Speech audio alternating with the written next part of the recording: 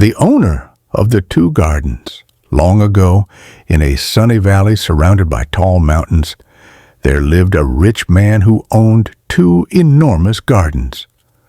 The gardens were so beautiful that people would stop and stare whenever they passed by. There were rows of grapevines, tall date palms, and fruit trees of every kind: apples, figs, pomegranates, and olives. Clear rivers flowed gently between them, making everything green and fresh. Flowers bloomed in every color, and sweet scents filled the air. Birds sang in the branches, and butterflies danced above the water.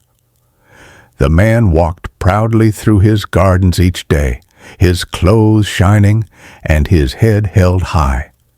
He looked at the trees heavy with fruit and the sparkling streams and said to himself, "All this is mine. My gardens will never fade or die. I have worked hard for this.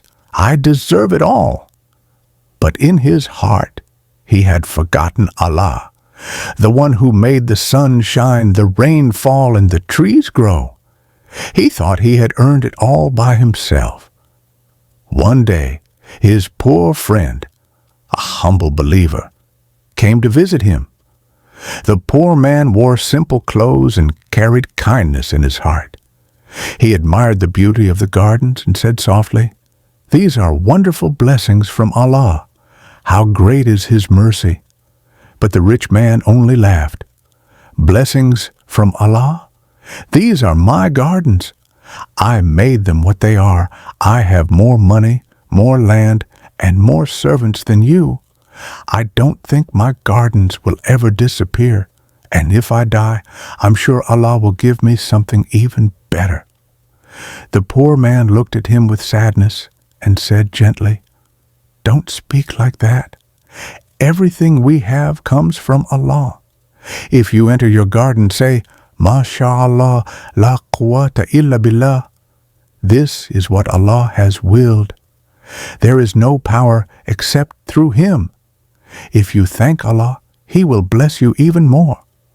But the rich man turned away, smiling proudly, and said, "I don't need to say that. Look around. Can't you see how strong and beautiful my gardens are?" He didn't know that a test was coming. That night, dark clouds covered the sky.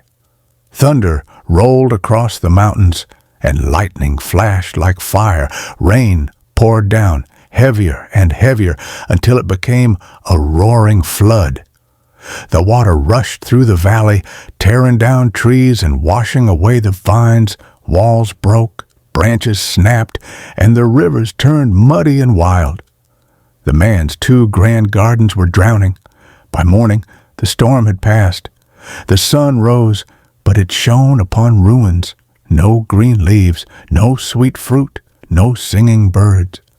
The once beautiful gardens were nothing but dry soil and broken trunks. The rich man hurried outside, his heart pounding. He looked around, hoping it was a dream. But it was real. His servant stood silently. The air was heavy with sadness.